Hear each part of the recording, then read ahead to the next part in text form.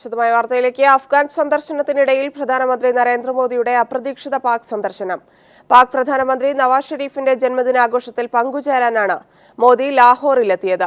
ലാഹോറിലെത്തിയ മോദി 1 മണിക്കൂറോളം പാക് പ്രധാനമന്ത്രിയുമായി കൂടിക്കാഴ്ച നടത്തി. കൂടിക്കാഴ്ചയ്ക്ക് ശേഷം മോദി ദില്ലിയിലേക്ക് തിരിച്ചു. ചരിത്രത്തിൽ ആദ്യമായാണ് രാജ്യത്തെ അറിയിക്കാതെ ഒരു പ്രധാനമന്ത്രി പാകിസ്ഥാൻ സന്ദർശിക്കുന്നത്. ഭീകരതയെ തുടച്ചുമാറ്റാതെ അഫ്ഗാൻ വികസനം പൂർണ്ണമാകില്ലെന്ന് പറഞ്ഞ മോദി തന്നെയാണ് പാകിസ്ഥാൻ സന്ദർശനകാര്യം ട്വിറ്ററിലൂടെ വെളിപ്പെടുത്തിയത്. കാബൂളിൽ നിന്ന് ദില്ലിയിലേക്ക് തിരിക്കും വഴി ലാഹോറിൽ പാക് പ്രധാനമന്ത്രിയുമായി കൂടിക്കാഴ്ച നടത്തുമെന്നായിരുന്നു മോദിയുടെ ട്വിറ്റർ സന്ദേശം. നവാസ് ഷെരീഫിന്റെ ജന്മദിനമായ ഇന്ന് പാക് പ്രധാനമന്ത്രിക്ക് ആശംസ നൽകാനാണ് മോദി എത്തിയതെന്ന് പ്രധാനമന്ത്രിയുടെ ഓഫീസ് വൃത്തങ്ങൾ അറിയിച്ചു. പാക് പ്രധാനമന്ത്രിയുടെ ക്ഷണപ്രകാരമാണ് സന്ദർശനമെന്നും വ്യക്തമാക്കി. വൈകിട്ട് 4:30 ലാഹോർ വിമാനത്താവളത്തിലെത്തിയ മോദിയെ പ്രധാനമന്ത്രി നവാസ് ഷെരീഫ് ആലിംഗനം ചെയ്ത് സ്വീകരിച്ചു. തുടർന്ന് ഹെലികോപ്റ്റർ മാർഗം റെയ്വൻ പാലസിലെത്തി ഇരു പ്രധാനമന്ത്രിമാരും കൂടിക്കാഴ്ച നടത്തി. 1 മണിക്കൂറോളം ചർച്ച നീണ്ടു. ഇതൊരു ഉഭയകക്ഷി ചർച്ചയല്ലെന്നും തികച്ചും വ്യക്തിപരമായ സന്ദർശനമെന്നുമായിരുന്നു വിദേശകാര്യ വൃത്തങ്ങൾ അറിയിച്ചത്. എന്നാൽ ഇരു രാജ്യങ്ങൾക്കിടയിലെയും പ്രശ്നങ്ങൾ ചർച്ചയ്ക്ക് വിഷയമായെന്നാണ് സൂചന. ഇന്ത്യൻ സുരക്ഷാ ഉപദേഷ്ടാവ് അജിത് ഡോവൽ, വിദേശകാര്യ സെക്രട്ടറി എസ് ജയശങ്കർ, പാകിസ്ഥാനിലെ ഇന്ത്യൻ ഹൈക്കമ്മീഷണർ TCS രാഘവൻ എന്നിവരും ചർച്ചയിൽ പങ്കെടുത്തു. നയതന്ത്ര വിജയമെന്ന് കേന്ദ്ര സർക്കാർ അവകാശപ്പെടുമ്പോഴും പാക് പട്ടാള മേധാവികളെ പോലും ഉൾക്കൊള്ളിക്കാതെയുള്ള ഈ ചർച്ച എത്രമാത്രം ഗുണകരമാകുമെന്നത് കണ്ടറിയേണ്ടതാണ്. Manushankar, news bureau, Delhi. പ്രധാനമന്ത്രി നരേന്ദ്രമോദിയുടെ അപ്രതീക്ഷിത പാക് സന്ദർശനത്തെ വിമർശിച്ച് പ്രതിപക്ഷ പാർട്ടികൾ രംഗത്തെത്തി. കോൺഗ്രസിനും ആം ആദ്മിക്കും പുറമെ സഖ്യകക്ഷിയായ ശിവസേനയും മോദിക്കെതിരെ രൂക്ഷ വിമർശനമാണ് ഉയർത്തിയത്. കരുതിക്കൂട്ടി കണക്കുകൂട്ടിയുള്ള സന്ദർശനമാണ് മോദിയുടേതെന്ന് ആരോപിച്ച് കോൺഗ്രസ് നേതാവ് ആനന്ദ് ശർമ്മയാണ് വിമർശനങ്ങൾക്ക് തുടക്കമിട്ടത്. വലിയ വിനാശത്തിനാണ് നരേന്ദ്രമോദിയുടെ ഈ പാക് സന്ദർശനം വഴിവെക്കുകയെന്നാണ് കോൺഗ്രസ് ആരോപിച്ചത്. ലാഹോറിലേക്ക് ബസ് യാത്ര നടത്തിയ അടൽ ബിഹാരി വാജ്പേയിയുടെ നിലപാടും തുടർന്നുണ്ടായ കാർഗിൽ യുദ്ധവും ചൂണ്ടിക്കാട്ടിയായിരുന്നു കോൺഗ്രസ് ആരോപണം. 10 തവണ ചർച്ച നടത്തിയത് കൊണ്ട് മാത്രം കാര്യമില്ലെന്ന് കോൺഗ്രസ് ആരോപിച്ചു. പത്രത്തിൽ പടം വരുത്താനായി മാത്രമാണ് മോദിയുടെ സന്ദർശനമെന്നായിരുന്നു സഖ്യകക്ഷിയായ ശിവസേനയുടെ പ്രതികരണം. കോൺഗ്രസ് ഭരണകാലത്ത് പാക് ബന്ധത്തെ എതിർത്ത BJP ഇപ്പോൾ മലക്കം മറിഞ്ഞെന്ന് ആം ആദ്മി തുറന്നടിച്ചു. അതേസമയം മോദിയുടെ സന്ദർശനത്തെ ഹുറിയത്ത് കോൺഫറൻസ് നേതാക്കൾ സ്വാഗതം ചെയ്തു. ഇന്ത്യ പാക് ബന്ധം മെച്ചപ്പെടുത്തുന്ന കൂടിക്കാഴ്ചയാണെങ്കിൽ മോദിക്ക് സ്വാഗതമെന്ന് Pakistan people party chairman Bilawal ഭൂട്ടോയും പ്രതികരിച്ചു. News bureau, Delhi. DDC അഴിമതിയിൽ ആം ആദ്മിയും സർക്കാരും ലഫ്റ്റനന്റ് ഗവർണറും തുറന്ന പോരിലേക്ക്.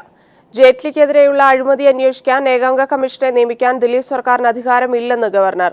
ഏകാംഗ കമ്മീഷനെ നിയമിച്ച നടപടി റദ്ദാക്കാൻ അധികാരമുണ്ടെന്ന് ചൂണ്ടിക്കാട്ടി ഗവർണർ ആഭ്യന്തര മന്ത്രാലയത്തിന് കത്തയച്ചു. ധനകാര്യമന്ത്രി അരുൺ ജെയ്റ്റ്ലിക്കെതിരെയുള്ള DDC അഴിമതി അന്വേഷിക്കാൻ ഗോപാൽ സുബ്രഹ്മണ്യത്തെ ഏകാംഗ കമ്മീഷനായി ദില്ലി സർക്കാർ നിയമിച്ചിരുന്നു. ദില്ലി നിയമസഭയിൽ ഏകാംഗ കമ്മീഷനെ നിയമിക്കുന്നതായി പ്രമേയവും പാസാക്കി. അന്വേഷണ കമ്മീഷനെ നിയമിച്ച ഈ നടപടിക്കെതിരെയാണ് ഗവർണർ നജീബ് ജംഗ് രംഗത്തെത്തിയത്. 1952 അന്വേഷണ കമ്മീഷൻ നിയമപ്രകാരം അന്വേഷണ കമ്മീഷനെ നിയമിക്കാനുള്ള അധികാരം കേന്ദ്രത്തിനാണെന്നും അതിനാൽ ഗവർണറായ തനിക്ക് മാത്രമേ അധികാരമുള്ളൂവെന്നും കേന്ദ്ര ആഭ്യന്തര മന്ത്രാലയത്തോട് ഗവർണർ വ്യക്തമാക്കി. ആം ആദ്മി സർക്കാർ നിയമിച്ച അന്വേഷണ കമ്മീഷനെ അസാധുവാക്കണമെന്നും ഗവർണർ നജീബ് ജംഗ് കേന്ദ്ര ആഭ്യന്തര മന്ത്രാലയത്തിന് കത്ത് നൽകി. അതേസമയം ഭൂമിയുടെയും പോലീസിന്റെയും കാര്യം മാത്രം ലഫ്റ്റനന്റ് ഗവർണർ നോക്കിയാൽ മതിയെന്ന് പറഞ്ഞ് മുഖ്യമന്ത്രി അരവിന്ദ് കെജ്രിവാളും രംഗത്തെത്തി.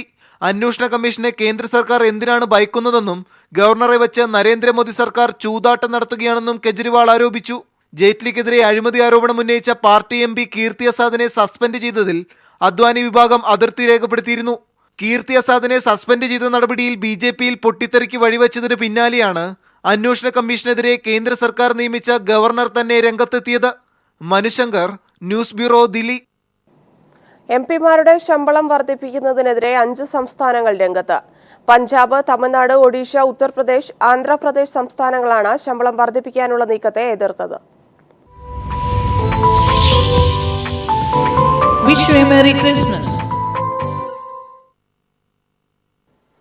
തിരുപ്പിറവിയുടെ ഓർമ്മയിൽ ലോകമെമ്പാടുമുള്ള ക്രൈസ്തവ വിശ്വാസികൾ ക്രിസ്തുമസ് ആഘോഷിച്ചു.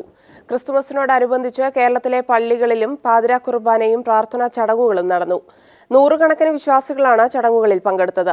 വത്തിക്കാനിൽ നടന്ന തിരുപ്പിറവി ആഘോഷങ്ങളിൽ ഫ്രാൻസിസ് മാർപ്പാപ്പ മുഖ്യ കാർമ്മികനായി. നക്ഷത്രങ്ങളും പുൽക്കൂടുകളുമൊക്കെയായാണ് നാടും നഗരവും ക്രിസ്തുമസിനെ വരവേറ്റത്.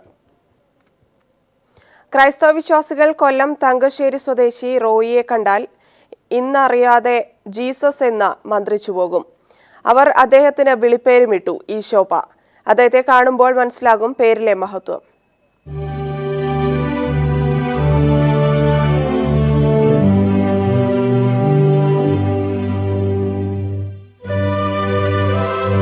നീട്ടി വളർത്തിയ ചെമ്പൻ മുടി, നീണ്ട താടി, സ്വർണ്ണ നിറമുള്ള കണ്ണുകൾ, കാണാൻ യേശുക്രിസ്തുവിനെ പോലെ.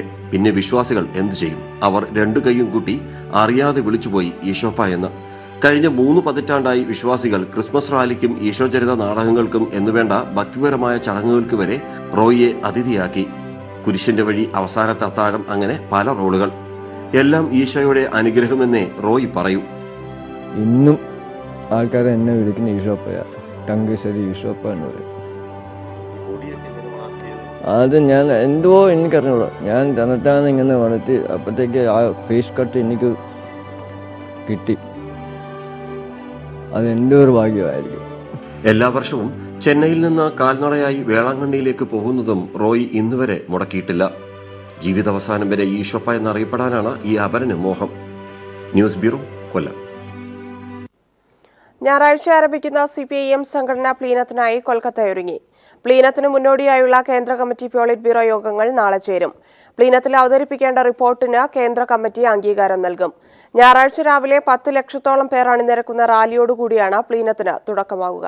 പുതിയ വെല്ലുവിളികളെ നേരിടാൻ സംഘടനാപരമായി പാർട്ടിയെ ശക്തിപ്പെടുത്തുന്നതിനാണ് CPIM പ്ലീനം ചേരുന്നത്. കീഴ്ഘടകങ്ങൾക്ക് വിശദമായ ചോദ്യാവലി നൽകി അഭിപ്രായ നിർദ്ദേശങ്ങൾ സ്വരൂപിച്ചതിന് ശേഷമാണ് കേന്ദ്ര കമ്മിറ്റി റിപ്പോർട്ട് തയ്യാറാക്കിയത്.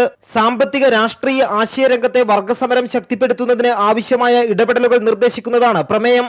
നവ ഉദാരവൽക്കരണ സാമ്പത്തിക നയങ്ങളെയും വർഗീയതയും ചെറുക്കാൻ പ്ലീനം ചർച്ചയിൽ ഉരുത്തിരിയുന്ന ആശയങ്ങളും നിർദ്ദേശങ്ങളും കരുത്താകുമെന്ന് പോളിറ്റ് ബ്യൂറോ അംഗം മുഹമ്മദ് സലീം പറഞ്ഞു. Communist Party must address to the emerging issues or evolving issues in the emergent situation. During this period, over a period for decades, I told, for 3 decades, the situation that emerged in this country and the issues that are involved, and those are unfolding. So what is going to be our response in terms of organizational preparation, organizational response, that we have to resolve and decide and discuss. ഞായറാഴ്ച രാവിലെ ചരിത്രപ്രസിദ്ധമായ brigade parade മൈതാനത്ത് 10 ലക്ഷത്തോളം പേർ അണിനിരക്കുന്ന റാലിയോടുകൂടിയാണ് പ്ലീനത്തിന് തുടക്കമാവുക. ഞായറാഴ്ച വൈകിട്ട് തന്നെ പ്രതിനിധി സമ്മേളനവും ആരംഭിക്കും. സംഘടനാപരമായ ദൗർബല്യങ്ങൾ മുടിനാരിഴകീറി പരിശോധിച്ച് വർഗീയതയ്ക്കും നവ ഉദാരവൽക്കരണത്തിനുമെതിരായ പോരാട്ടത്തിന് പാർട്ടിയെ സജ്ജമാക്കുക എന്നുള്ളതാണ് പ്ലീനത്തിന്റെ ലക്ഷ്യം. കൊൽക്കത്തയിൽ നിന്നും ക്യാമറമാൻ ശൈലേഷ് കല്ലായിക്കൊപ്പം M. സന്തോഷ്. വാർത്തകളിലേക്ക്. തൃശൂർ പറപ്പൂക്കരയിൽ 2 പേരെ അടിച്ചുകൊന്നു. മുറിയാട് സ്വദേശി വിശ്വജിത്ത്, വടകര സ്വദേശി മെൽവിൻ എന്നിവരാണ് കൊല്ലപ്പെട്ടത്. ഗുണ്ടാക്രമണമാണെന്നാണ് പോലീസ് നൽകുന്ന സൂചന. മണ്ഡലപൂജയോടനുബന്ധിച്ചുള്ള തങ്കയങ്കി ഘോഷയാത്രയെ സ്വീകരിക്കാൻ ശബരിമലയൊരുങ്ങി. നാളെയാണ് തങ്കയങ്കി സന്നിധാനത്തെത്തിക്കുക. ഘോഷയാത്രയോടനുബന്ധിച്ച് നാളെ പമ്പ മുതൽ സന്നിധാനം വരെ തീർത്ഥാടകർക്ക് നിയന്ത്രണം ഏർപ്പെടുത്തും.